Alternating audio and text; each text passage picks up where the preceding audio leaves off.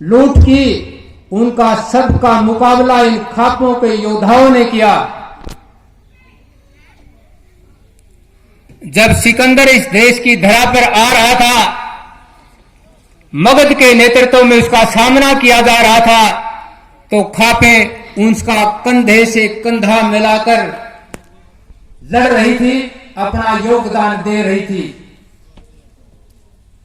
खापों की एक वीरांगना ने जब वो नदी को पार कर रहा था, उसकी छाती में भाला मारा और उसने वापिस जाना पड़ा, भारत छोड़ना पड़ा। बीच रास्ते में बेबीलोनिया में मर गया। उसने जाते जाते अपने सेनापति सेल्यूकस को भारत पर आक्रमण करने के लिए बोला था। जब सेल्यूकस उसके आदेश की पालना पर झेलम नदी पर डटा हुआ था, ये खापे थी, उसको समझाने का काम किया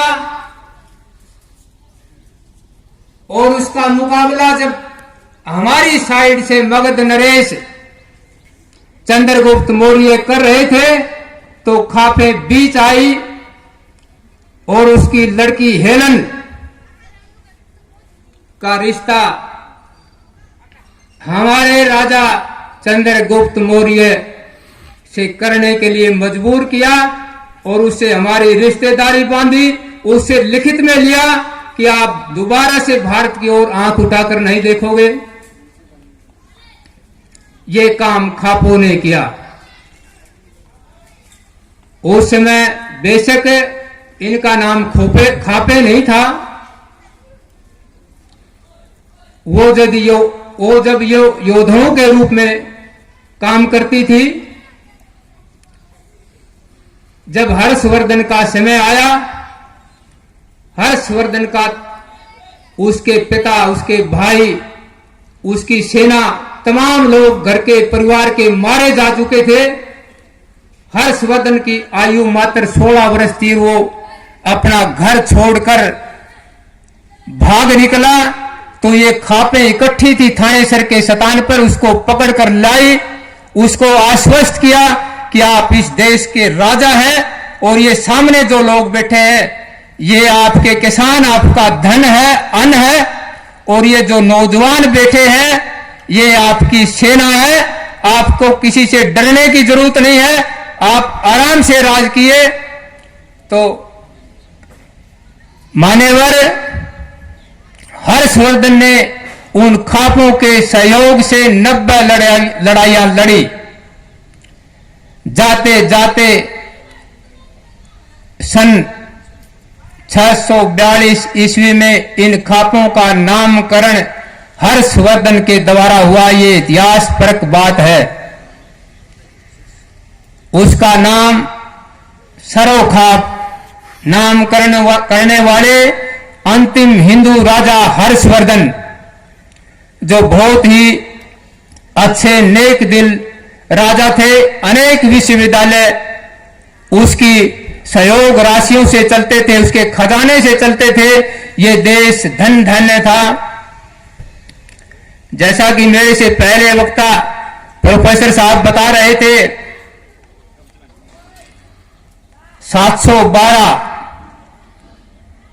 आक्रांताओं की शुरुआत गजनी, गौरी, तैमूर लंग इस देश का सत्यानाश करते हुए भारत की ओर आ रहे थे, तो मुकाबला इस देश की खापें कर रही थी। सेनाएं जो थी वो तमाम खापों के पास थी। बेशक ये देश अनेक रियासतों, राजाओं में बटा हुआ था, फिर भी खापों की जरूरत पड़ती थी।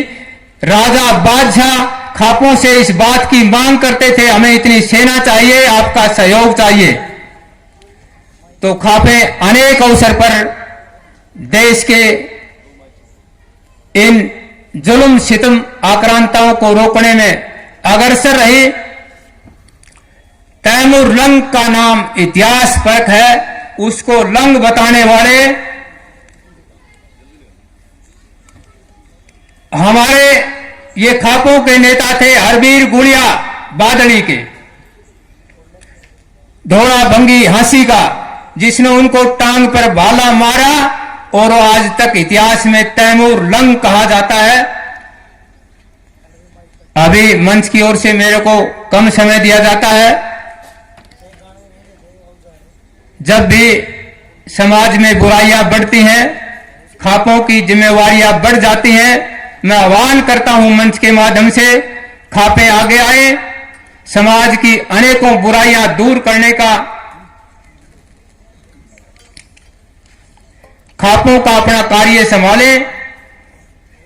आज बेशक लोग अलग तरह के पढ़ लिख कर हो गए हैं, अपने मामले ज्यादातर कोर्टों में ले जाने लग गए हैं। कोर्टें हार और जीत करती हैं, फैसला नहीं करती। फैसला भाईचारे से होता है और एक दिन उसे भाईचारे के मंच पर आना पड़ता है। अनेक उदाहरण हैं जो यहां से नहीं दिए जा सकते। मैं अपने अंतिम संबोधन में